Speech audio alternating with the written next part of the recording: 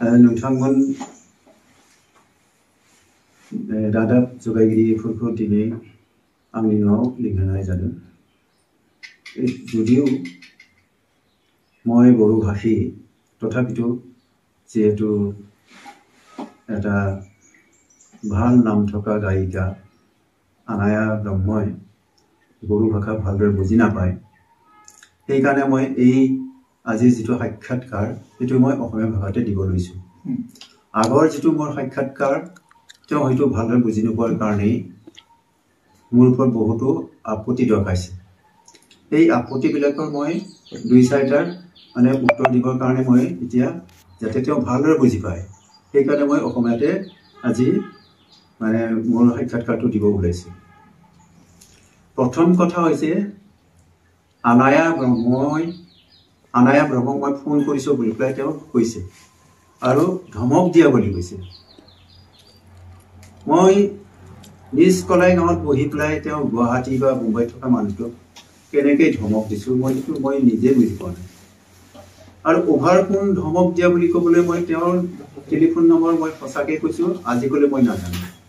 তেওঁৰ সৈতে যিমান যোগাযোগ হৈ আছে মই বিয়াৰটাৰ যিজন সভাপতি প্ৰজেন্দ্ৰ কুমাৰ বসুমতাৰী মই তেওঁক এই দায়িত্ব দিছো গতিকে তেওঁৰ দ্বাৰাহে যত আলোচনা বিলোচনা হ'ব লাগে এইবোৰ হৈ আছে আৰু প্ৰথমতে এই গীতটি মোৰ বুলি মই কেতিয়াও কোৱা নাই এই গীতৰ কিছু কথা মই সংযোজন কৰিছো হয় কাৰণ এইটো যেটো লোকগীত বিলাক এনেকুৱা হয় যে এটা টুকুৰা থাকে এটো এটা সম্পূৰ্ণ গীত গাবলৈ হলে মানে আৰু দুটামান ষ্টেঞ্জা যোগ দিবলগীয়া হয় এটা উদাহৰণ দিবলৈ মই দিব পাৰো যেনে থাসো আঠেং যৌবা আংকুলাং নবলা নাঙা নাংখাগন থিং বাংলা এনেকুৱা এটা কথা আছে দুম দুম আদুম দুম দুম জুমনি যাৱাইনি খৰলাও দুম দুম তাৰপিছত এইখিনি নাই এই দুটাৰ মানে গীতৰ পিছৰ অংশ নাই গতিকে পিছৰ অংশ গায়কে নিশ্চয় যোগ দি ল'ব লাগিব ইয়াতো তেনেকে কিছু কথা মই যোগদান দিছো এইখিনি যদি লক্ষেশ্বৰ দুইমাৰী ডাঙৰীয়াই এই গীতটো লিখিছে তেনেহলে এইটো কেনেকে ফক সং হ'ল এইটো লিখা গীতহে হ'ল কোনোবা এজন লিখকৰ গানহে হ'ব তেওঁ মাকৰ পৰা কথাবোৰ শুনি পেলাই লিখিছে বুলি কৈছে তেওঁ লিখক হ'ল তেনেহলে য'ৰ পৰা নহওক যেনেকে ট্ৰান্সলেটেড নহওক তেওঁ লিখক হৈছে গতিকে এইটো লোকগীত হয় নে নহয় মই নাজানো তেওঁ মানে ফক সংই বুলি কৈছে আৰু লিখা বুলি কৈছে মোৰ তাত বহু গীত আছে তেওঁ যদি গাব বিচাৰে মোৰ সৈতে একেলগে মানে গীতৰ কাম কৰিব পাৰে বুলি পেলাই তেওঁ যোৱাকালিৰ যেটো মানে প্ৰেছ মিডিয়াত মানে সাক্ষাৎকাৰ দিছে তাত তেওঁ তেনেকৈ কৈছে কিন্তু মই তেওঁ কেতিয়াও বোধহয় হয়তো কোৱা নাই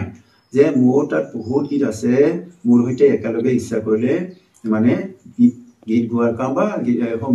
সংগীতৰ বিশেষ কাৰ্যসূচীবিলাক চলাই লৈ যাব পাৰিব বুলি মই কেতিয়াও কোৱা নাই এইটো হ'ল প্ৰথম কথা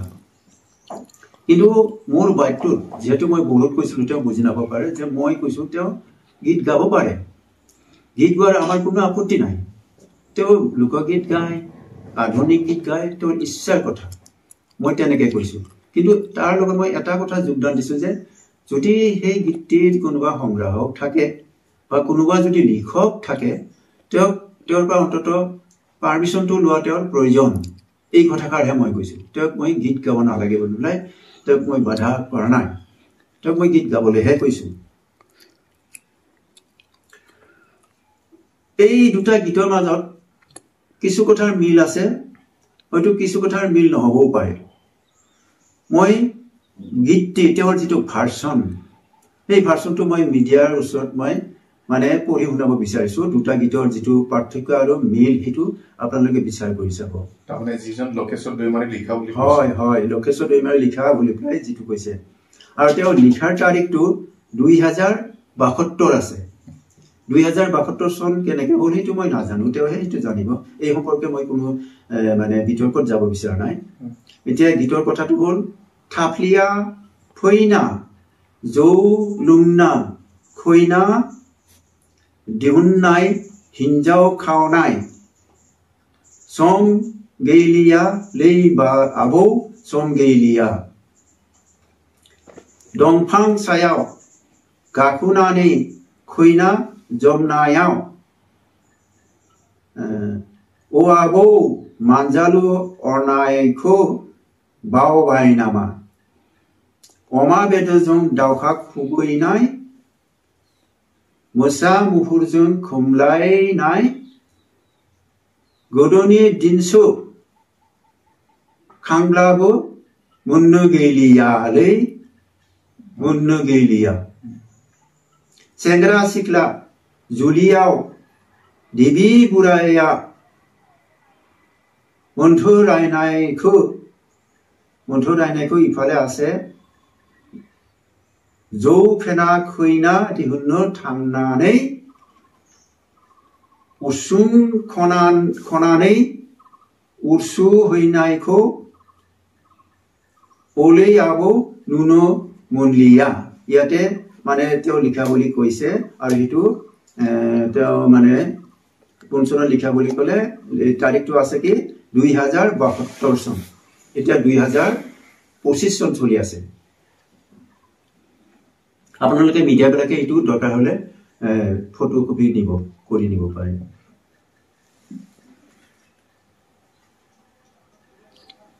তো মই আকৌ এবাৰ কৈছো তেওঁ কোনো লোকগীত গাব নালাগে বুলি মই কোৱা নাই কিন্তু কোনবাই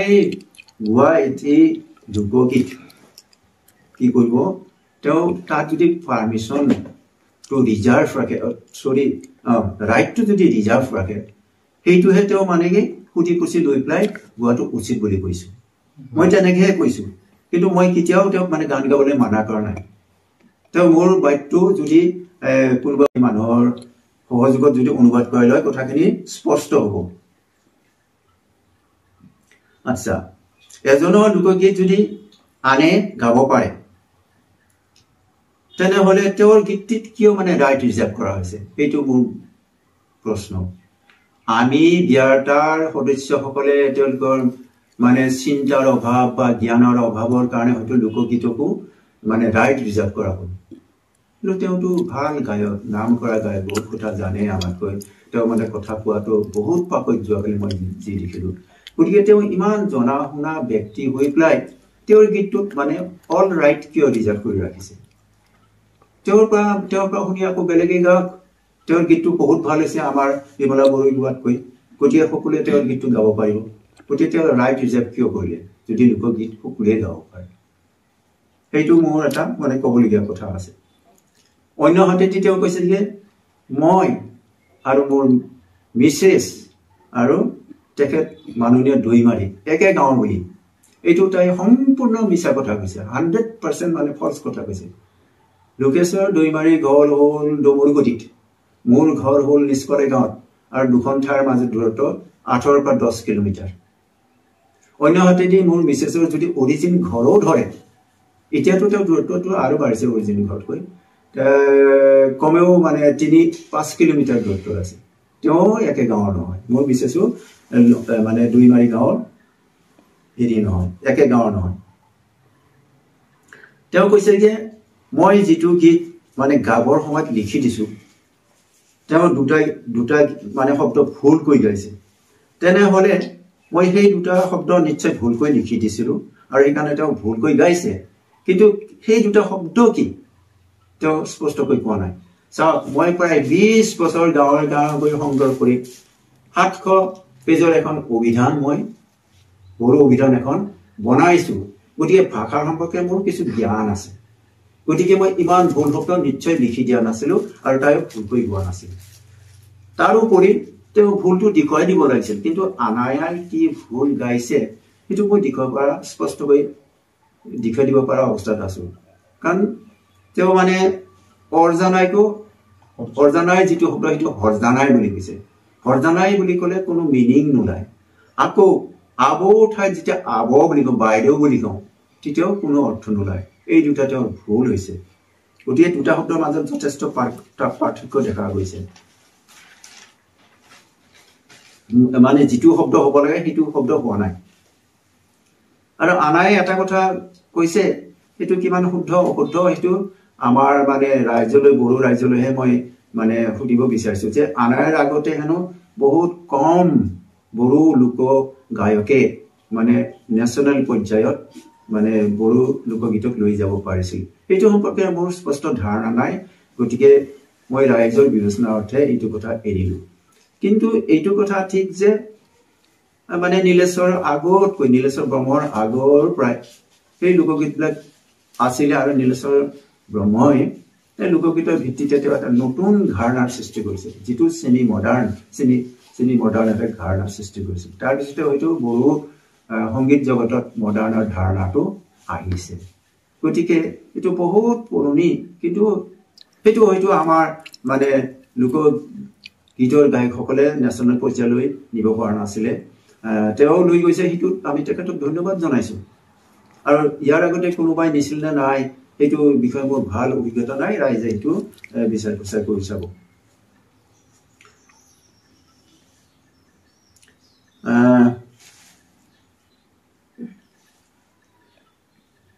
তেখেত আনায়া ব্ৰহ্মই আৰু এটা কথা উল্লেখ কৰিছে যে তেওঁৰ মানে সাক্ষাৎকাৰ যে তেখেতক মই বয়কট কৰাৰ কথা কৈছো বুলি পেলাই মই তেনেকুৱা কথা মই ক'তো কোৱা নাই বা কোনো মিডিয়াত কোৱা নাই আনকি তেওঁ যদি কোনোবা ফেচবুক বা কিবাত মই যদি তেওঁক বয়কট কৰিব লাগে বড়ো সেনেকুৱা বুলি মই কোৱাটো মোৰ মনত পৰা নাই অৱশ্যে মোৰ বুঢ়া হোৱাৰ কাৰণে স্মৃতি শক্তি বহুত কমি গৈছে এই ৰাতিপুৱা যদি ভাত খাওঁ মই সুধিয়াই পাহৰি যাওঁ যে আজি কি আঞ্জাৰে ভাত খালো তেনেকুৱা এটা অৱস্থা হৈছে যদি মই ক'ৰবাত কৈ গৈছো কিন্তু তেখেতৰ ওচৰত মই ক্ষমা বিচাৰিছো মই হয়তো কোৱা নাই তেওঁক বয়কট কৰিব লাগিব সংগীত জগতৰ পৰা বয়কট কৰিব লাগিব বুলি মই কেতিয়াও কোৱা নাই তেওঁ বিমলা বড়োৰ গানটো ইউটিউবৰ পৰা পোৱা বুলি কৈছে আৰু তেওঁ এইটো গীত মানে মাকৰ পৰা শুনা বুলি কৈছে মাকে মানে এইটো গীত গাব লাগে বুলি কৈছে ঠিক আছে কোনো কথা নাই কিন্তু তেওঁ জনা উচিত আছিল যে এইটো বিয়াৰ্তা বুলি এটা অনুষ্ঠানে ৰাইট ৰিজাৰ্ভ কৰি ৰাখিছে এইটোৰ কাৰণে বিমলা বড়োই গোৱা গীতটো এই ৰাইটটো ৰিজাৰ্ভ কৰা হৈছে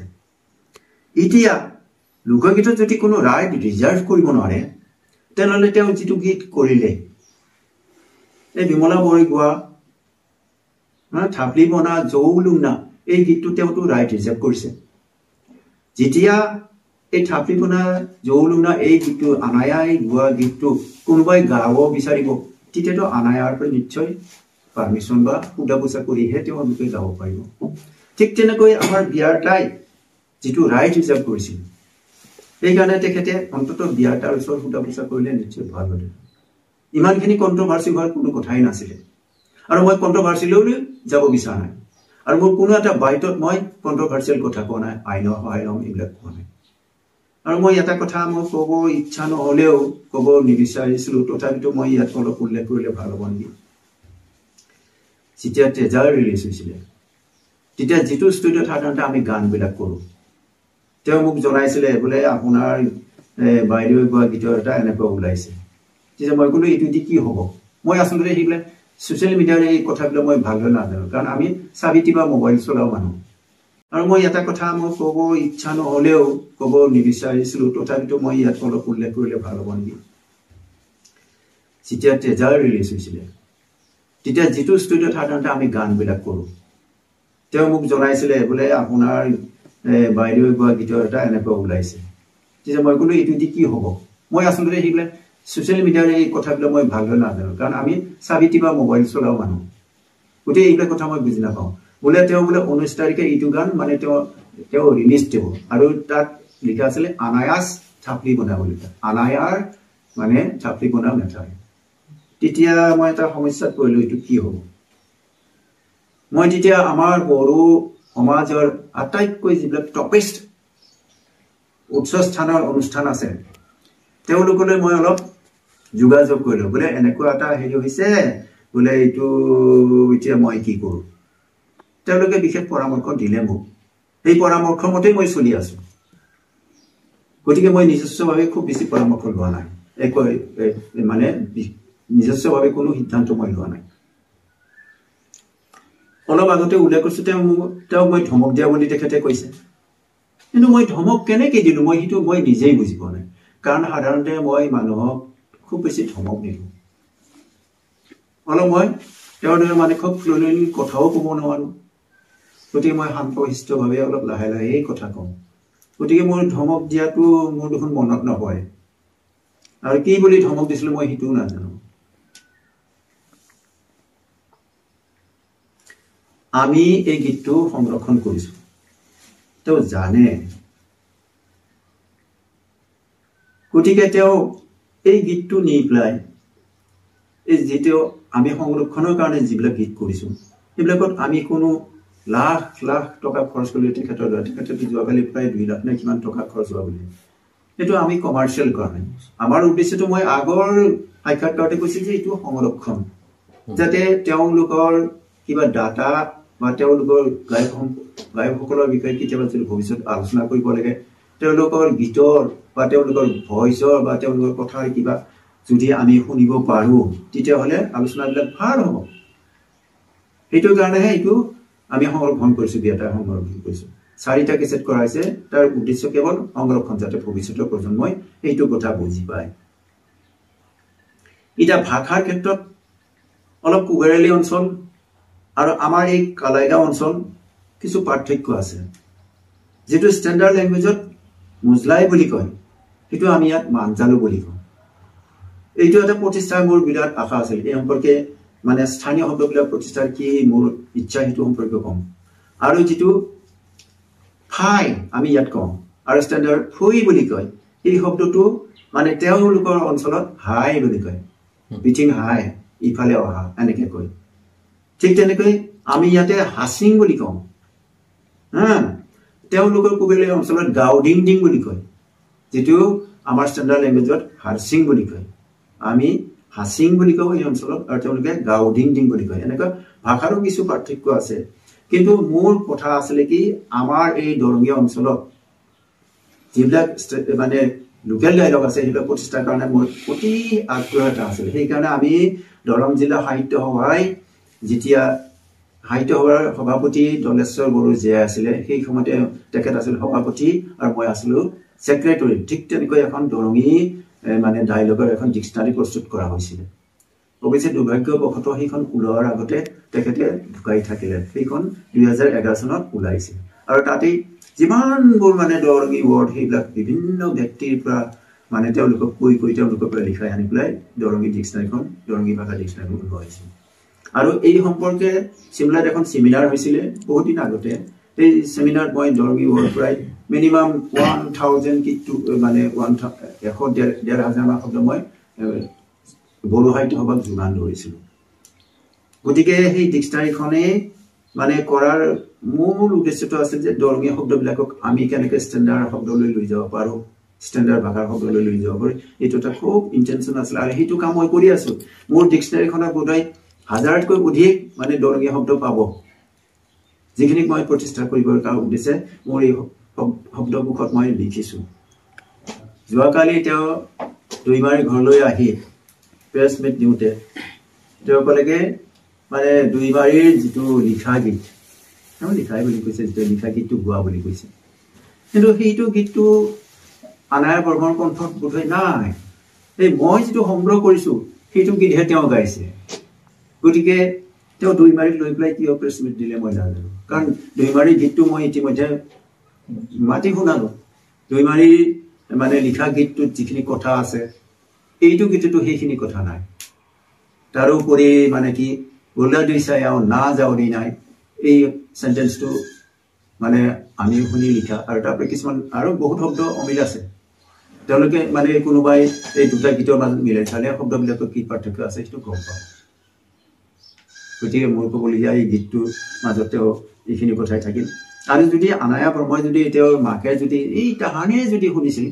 তেনেহ'লে এইটো 87ত মানে ৰেডিঅ'ত শুনিছিল বুলি কৈছিল হয় নে নহয় গতিকে আনায়া বৰ্মই এই গীতকে শুনিছিল বুলি আনায়া ব্ৰহ্মৰ মাকে এইটো গীতকে ৰেডিঅ'ত শুনিছিল বুলি কেনেকৈ কৈছে তেওঁ জানে এইটো মই নাজানো এই ইমান বিতৰ্কত নাজানো গতিকে দুইবাৰে তেখেতে লিখা গানটো ৰেডিঅ'ত গাইছিল বুলি কৈছে আৰু গতিকে তেওঁ দুইবাৰীৰ ভাৰ্চনৰ যেটো গীত সেইটো গাব লাগিছিল কিন্তু মই যেটো সংগ্ৰহ কৰিছো সেইটো গীতহে তেওঁলোকে গালে তাৰ পিছত এই লোকগীতবিলাকটো মুখে মুখে চলি অহা বুলি কয় হয় না নহয় এই গীতটো আসলতে মুখে মুখে চলি আহা এইটো কেনেকে মই সংগ্ৰহ কৰিছিলো যেতিয়া আমাৰ মানে ন খোৱা হয় এইবিলাকতো আমাৰ বড়ো মানে মদ পানী ব্যৱহাৰ কৰে এই মদ পানী খাই পেলাই তেওঁলোকে বুঢ়া বুঢ়ীবিলাকে ফূৰ্তি এইটো গীত গাইছিল মই শুনিবলৈ পাইছিলো সৰুৰ পৰা তাৰ উপৰি আমাৰ যেতিয়া হাল যান্ত্ৰা বা খেতি কাম শেষ হয় সেটাতো মহা ফূৰ্তি ৰোৱনী তাৰপিছত যিবিলাকে হাউৰি খাবলৈ আহে আগতো হাউৰি খোৱা নিয়ম আছিলে এই হাউৰি খোৱাৰ পিছত তেওঁলোকতো খাব ল'ব দিয়া হয় আৰু আমাৰ মদ পানীটো থাকেই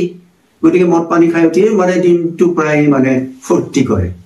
বিভিন্ন গীত গাই পেলাই সেই তাৰ মাজৰ পৰাই মই এই কথাখিনি বহুত আগতে শুনিছিলো শুনি পেলাই তেনেকে ৰাখি ৰাখি ৰাখি মানে যেতিয়া 1 চনত বিয়াটাই মানে লোকসংগীতৰ কেছেট কৰিলে তেতিয়া এই কালেকশ্যনটো মই তেখেতক লিখি দিছিলো আৰু 2001 চনত গতিকে মই এইটো কিমান মানে তেওঁতো দুটা শব্দ ভুলকৈ গাইছে গতিকে মই ভুলকৈ লিখি দিয়া বুলি কৈছে কিন্তু কি ভুল মই কৰিলো সেইটো মই নাজানো তাৰোপৰি তেওঁলোকে কৈছে যে 1987 পৰা 88 মানৰ ভিতৰত হৰেণ বড়ো তেখেতে কৈছে কি বোলে তেওঁলোকে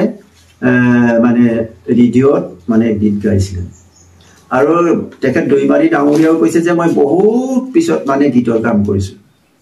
কিন্তু তেওঁলোকে এটা প্ৰমাণ চাই লোৱা আছিল মই 1975তে এই গীতৰ কিতাপখন প্ৰকাশ কৰিছিলো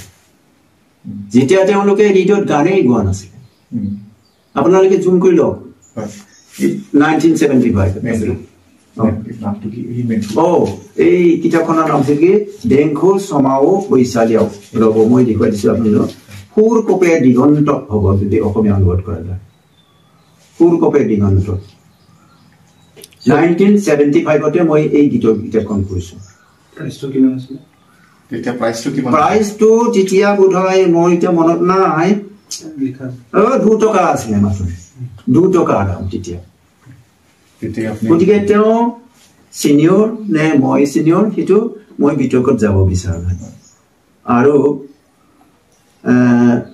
এইটো এটা ডাঙৰ প্ৰশ্ন হৈছে যে আনায়া ব্ৰহ্মই মোক মানে আপত্তি দৰ্শাইছে যে মই মিডিয়া মাতি বাইট দিছো আপোনালোকে সেইদিনা অহা কেইজনমান ৰিপৰ্টাৰ ইয়াত উপস্থিত আছে আসলতে মই আপোনালোকক মাতিছিলো নেকি মাতা নাই তথাপিতো এইবাৰ সাক্ষাৎকাৰ প্ৰথম কথাটো মই উল্লেখ কৰিছো যে নমতাকৈ আপোনালোকে মোৰ ঘৰত উপস্থিত হোৱাৰ বাবে আপোনালোকৰ সকলোকে মই ধন্যবাদ জনাইছো এইখিনি বড়ো ভাষা নাজানাৰ কাৰণে হয়তো তেওঁ এইখিনি কৈছে হয় মই প্ৰথমতে কৈছো যে মই মিডিয়া মাতা নাছিলো আসলে মিডিয়াহে মোক বিচাৰি আহিছে আৰু বৰ দুখৰ কথা সেইদিনা আমাৰ গাঁৱৰ এজনী কম বয়সীয়া মানে তিৰোতা ঢুকাইছিলে ঢুকাৰ কাৰণে মই তেওঁৰ ক'ব নালাগিছিল এইটো কথা মই সৎকাৰলৈ গৈছিলো সৎকাৰৰ পৰা আহি প্ৰায় 1:30 কি 2টা বজাত মই গা পা ধুই পেলাই অলপ খোৱা লোৱা কৰি মই জিৰণি লৈ আছিলো তেতিয়াই আপোনালোকে হয়তো 3টা কি 3:30 বজাৰ ভিতৰত মোৰ ঘৰলৈ আহিছিল তেতিয়া কিন্তু মই জনা নাছিলো এই মানুহখিনি কিয় আহিলে আৰু ছ'চিয়েল মিডিয়াত যে মোৰ গানটো এই মানে বিমলা বড়োই গোৱা গানটোক লৈ পেলাই যে কিবা কণ্ট্ৰভাৰ্চি হৈছে সেইটো মই নাজানো কাৰণ মই চাবি টিপা মোবাইল চলোৱা মানুহ গতিকে এই সম্পৰ্কে কোনো মোৰ নলেজ নাথাকে কোনোবা এটাই ক'ব লাগে এতিয়াও যদি কোনোবা এজন মানুহৰ যদি নাম যদি মোবাইল নম্বৰ যদি মানে ৰিজাৰ্ভ কৰিবলগীয়া হয় মোৰ বোৱাৰীহে কৰি দিয়ে মই নাজানো এনেকুৱা অৱস্থাৰ মানুহ এতিয়া মই এই ডিক্সনাৰীখন লিখোঁতে 10 বছৰতকৈ অধিক সময় লাগিছে কিয় আমি এই কম্পিউটাৰ নতুন মিডিয়াৰ লগত আমি হেৰি নহয় প্ৰথমতে শব্দ কিছুমান লিখি গ'লো যোৱাৰ পিছত আকৌ মাজতে এটা নতুন শব্দ ওলাল আকৌ সেইটো মাজত সোমাবলৈ লগে লগে আমাৰ সমস্যা বাঢ়ি প্ৰায় মোটামুটি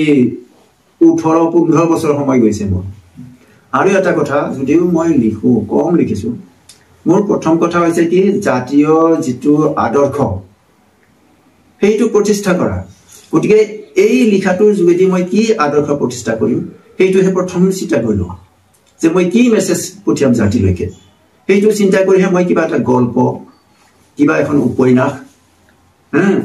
বা তেনেকে এই গীতৰ কথা এইবিলাক মই লিখো যে মোৰ এনেকুৱা কোনো এটা মানে গল্প নাপাব কোনো এটা গীত নাপাব কোনো এখন নভেল নাপাব য'ত মানে কি জাতিক এটা কিবা বিশেষ মানে আদৰ্শ দেখুৱাব বিচাৰে প্ৰথমতে আদৰ্শ তাৰ পিছতহে মই কি লিখিম সেই আদৰ্শটো ষ্টাবলিছ কৰিবৰ কাৰণে মই কি লিখিম এইটো মই পিছতে চিন্তা কৰোঁ প্ৰথমতে জাতিৰ প্ৰতি কি আদৰ্শ বা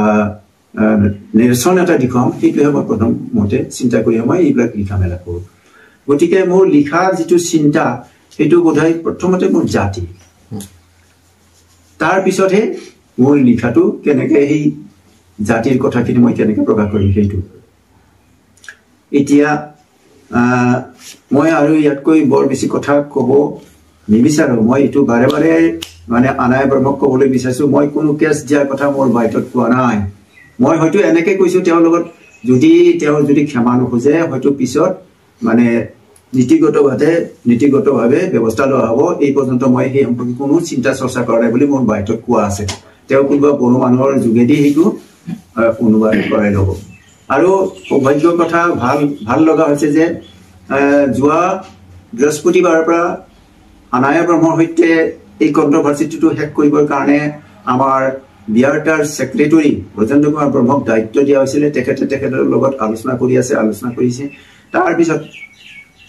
বৃহস্পতিবাৰ সন্ধ্যাৰ পিছত এই আলোচনা হ'ব এইটো প্ৰায় স্থিৰ হৈছে তাৰপিছত সময় আৰু তাৰিখ অৰ্থাৎ দিন আৰু তাৰিখ সম্পৰ্কে শুক্ৰবাৰে ফিক্স হৈছে যে যেহেতু আমাৰ বিয়াৰটাৰ নিজস্ব মানে হেৰি আছে অফিচ আছে কমপ্লেক্স আছে তাতে কাইলৈ 25 তাৰিখে এইটো আলোচনা হ'ব এই আলোচনাৰ যোগেদি নিশ্চয় এটা সুন্দৰ মানে সমাধান ওলাব বুলি মই ৰাখিছো সমাধান হ'ব আৰু এই যেটো কন্ট্ৰভাৰ্সি এটো নিশ্চয় শেষ হ'ব মই তাকে আশা ৰাখিছো আচ্ছা সৰ্বশেষত মই আৰু এটা কথা ক'ব বিচাৰিছো এটো হল খুগা মেথাৰটো কোনো লিখক নাই বুলি মই জানো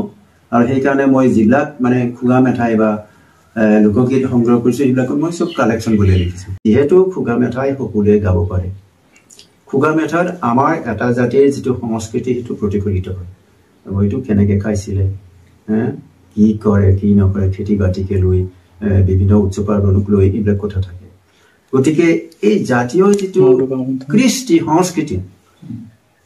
এই বস্তুটো ৰক্ষা হ'ব লাগে এটা খুগা মেথা যদি আমি এটা ভিডিও বনাও এই ভিডিও বনাওতে কিন্তু এই জাতীয় সংস্কৃতিৰ লগত মিল থকা এটা ভিডিও হ'ব লাগে মানে পইচা উপাৰ্জন বা ভিউৱাৰ্স বেছিকৈ পাবৰ কাৰণে যদি আমি কমাৰ্শিয়াল কৰি পেলাই যদি ভিডিও বিলাক কৰো এটো নিশ্চয় আমাৰ লোকগীতৰ যেটো চৰিত্ৰ বা জাতীয় সংস্কৃতিৰ যেটো চৰিত্ৰ হেতু নিশ্চয় ৰক্ষা নহব এতিয়া আনায়া ব্ৰহ্মৰ মই আপত্তি ইতিয়ালৈ কৰা নাই কিন্তু মই কথা প্ৰকণ্ঠ এতিয়া মই ক'বলৈ বাধ্য হলো যে কোনোবা ছোৱালীয়ে ডেকা ল'ৰাৰ বুকুত হুকুমৰা বা ডেকা ল'ৰাৰ গাছপৰ খপৰাটো আমাৰ যেটা পাঁচটা বাদ আছে পাঁচটা বাদৰ ভিতৰত আটাইতকৈ যেটো মানে ডাঙৰ মানে সোশ্যাল ক্ৰাইম অগৰবাদ এইটোত পৰে আমাৰ লোক সংস্কৃতিৰ মতেদি বা আমাৰ মানে চলি অহা ট্ৰেডিশনাল এতিয়া অৱশ্যে হেতু কিছু মুক্ত হৈছে সিনেমা বা ড্ৰামাৰ যোগেদি মানে ল'ৰাই ছোৱালী গাত ধৰিব পাৰে ছোৱালীয়ে ল'ৰাৰ গাত ধৰিব পাৰে এনেকুৱা হৈছে কিন্তু এই লোকগীতটো যেহেতু এটা জাতীয় সংস্কৃতিৰ কৰা হৈছে এই হেতুকে জাতীয় সংস্কৃতিৰ যিখিনি কথা তাত থাকিব লাগিছিল গতিকে এই ভিডিওটোত মানে ল'ৰাৰ গাত ছোৱালী হাত দিয়া এটো বোধহয় খুব কমিছে নহয় এটো সেই যুগৰ কথা মতে হলে এটো ধৰ 80-90 বছৰ আগৰ কথা গতে সেই যুগত হলে এটো মানে আটাইতকৈ ডাঙৰ সোশ্যাল ক্ৰাইমত পৰিলে হেতে অগৰবাদ বুলি আমি বড়োসকলে যেটো কওঁ